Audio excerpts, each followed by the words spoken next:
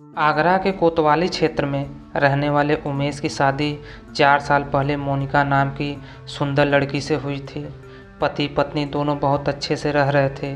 उनकी 2 साल की बेटी भी है।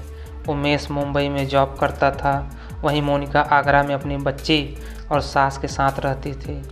इस दौरान महिला का रिश्ता पड़ोस के रहने वाले युवक से जुड़ गया और वह उससे प्रेम करने लगी। दोनों अक्सर मिला जुला करते थे। युवक का घर पर भी आना जाना था, यहाँ तक कि रात में भी वो वहाँ आ जाता था। एक रात की बात है, महिला अपने प्रेमी के साथ कमरे में थी। रात के 12 बजे थे। अचानक सास की नींद खुली और वह अपनी बहू के कमरे में गई तो वह वहाँ का नज़ारा देखकर हैरान रह गई।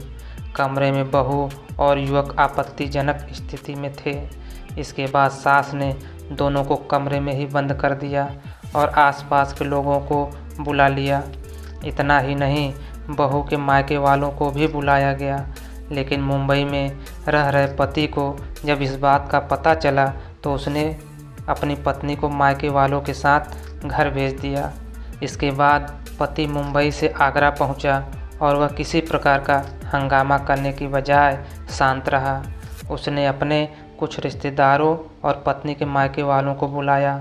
पति पत्नी के साथ लड़ने की बजाय साफ कह दिया कि वह राह का रोड़ा नहीं बनेगा। उसने कहा कि जब वो किसी और से प्यार करती है तो मैं फिर क्यों बीच में आऊं। उसने तलाक दिया और पत्नी को उसी से विवाह करने की बात कही। प्रेमी से जब पूछा गया तो वो भी शादी के लिए तैयार हो गया। इसके बाद उसने पत्नी की शादी करा दी। हालांकि उसने 2 साल की अपनी बेटी को अपने साथ रख लिया और दोनों पक्षों के बीच लिखित समझौता हुआ और इसे पुलिस को सौंपा गया।